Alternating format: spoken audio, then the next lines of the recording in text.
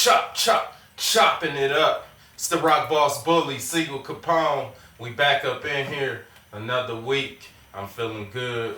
Hope y'all feeling good out there. This is Chop It Up Reality Speaks Podcast 101. It's going down. I'm feeling real good right now. Just continuing the progress and get this vibe and this energy going as I get ready for this journey and present myself to the world. So I just continue to let the vibe and let the energy come natural. That's what I do. I let the vibe and the energy come natural to me, and I just try to take every challenge and turn it into a victory. You know, that's all we can do with our days and with our circumstances, because we don't control the energy. And sometimes you gotta change your atmosphere in order to even get a balance in the energy that you surrounded by, you know. And one of the things I just really want to touch on today is embracing your past, living in the moment, and eyeing the future.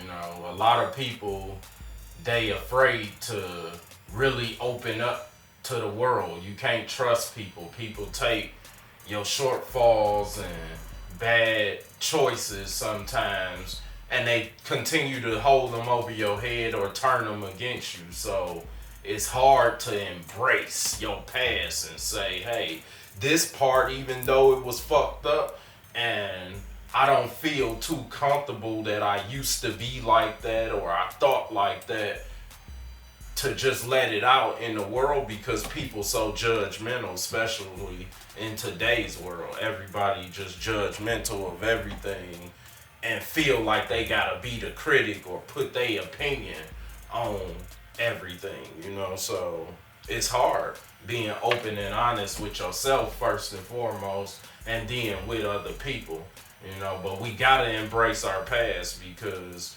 everything that went into your life to this point is just a chapter. And as you turn them pages, sometimes you have to go back and review where you come from in order to eye the future and look ahead, you know. Because we are all living in the moment. Thank God for another day, another victory above ground. For me, every day is a victory, because it's another day of being sober. No alcohol, no cravings, and still in shock and disbelief and awe, as all grace and honor goes to God for taking that taste out of my spirit, you know. So I'm living in the moment without expectations. As I said, I can be surprised, and I love that, but I can never be disappointed, because I didn't wake up with this, oh, the world's gonna treat me like this person has to be like this, and I gotta do this just to be happy. No, I'm happy with myself, and I'm the best I've ever been at this point right now. So anything else that comes to me in a positive manner is going to be the bonus for today. And, you know, it always starts off great when I get to sit down and open up. Rather I'm venting, ranting, raving, I'm just leading and educating, or I'm really debating and got some heavy stuff on my mind.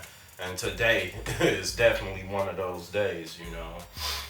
So, you know, living in this moment, I'm trying my best to just continue to, you know, accomplish the things that I do set out for, because I do wake up with plans and goals and visions every day.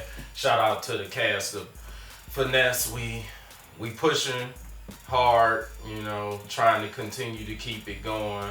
And as a director, you know, it's a challenge, and I am a little disappointed in the way things have turned out, but we still making progress, you know. Every day I'm still working on this show, and whether I'm shooting, editing, writing, recasting, rescripting, whatever it details, you know, for me to do. So I see a beautiful future, though.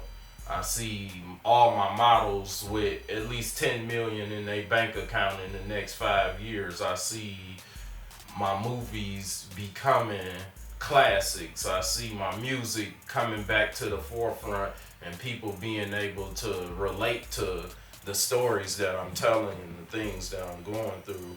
And I just want to be comfortable, make sure my kids, my grandkids is good. My mom is took care of the rest of her days here, and like I said, everything that I come in contact with, I know I'm gonna make it better, and I'm gonna take some people and really turn them into stars, make them brands, and just continue to live out my visions that I have in my life.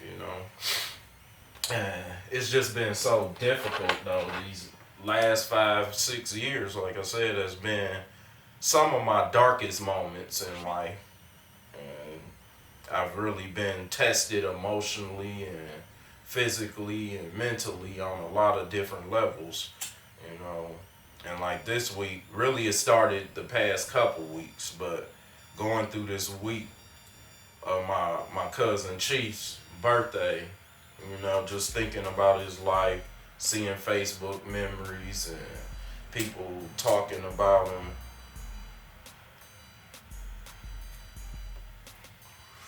He did this eerie video where he get killed in it, and him just laying there dead like that. And you looking at it, it's hard to see because it just takes your mind to different places when you lose somebody that close, especially to suicide. I wish I was doing this podcast already and he could have seen it or heard it. And just to anybody who feeling like they ready to give up, it really is selfish to leave this pain and these unanswered questions on your family members and people you love like that for any reason. Reach out and get help. It's so many resources to keep living if we just continue to try. And then most of the time it's us putting more pressure on ourselves than we even deserve or need to, or physically or mentally trained and equipped to be able to handle, because matters of the heart can't be suppressed with money or with anything. And sometimes we lose it over money. It's just so many different reasons and ways why people feel down on themselves and lose their confidence, as we talked about in the second podcast. Like, you have to build your confidence every single day so you can remain strong and be prepared for anything that can happen. Because when you go outside, especially if your energy not right, or even in your own household sometimes, you never know what to expect when you're dealing with other people and dealing with the pressures and the challenges of life. So I really been in thought about Chief, and I will be playing a lot of his music today just to, give the world not only his gift and his message and some of the things he was thinking about, but the boy was just all around talented, and he made good beats, good music, and he had a long life ahead of him that I wish he didn't decide to cut short, and I wouldn't have his mural behind me, or I wouldn't be feeling so heartbroken every day, every year, month to month. It's just tough being without him, especially when you trying to go on and do the things that y'all talked about or planned, or things that you can relate that brings you back to that atmosphere. Like, I just hate it, but I said it myself. Whatever his relationship was and they was going through, I'd have rather loved the murderer than to suffer without him, knowing he committed suicide. So, if he could have got with me, maybe things would have been different, but I don't control it, and all I could do is say, Lord, have mercy on his soul, and I hope you forgave him, and he still made it to heaven, and he's at peace. So I try to find peace in that sometime, and like I said, his voice is calming, and that makes me feel better. So even though I'm real emotional, I hope that we can get through this show today, and I still can give y'all clarity. And on that note, we're gonna take a break, chop it up. Reality speaks. I will be back.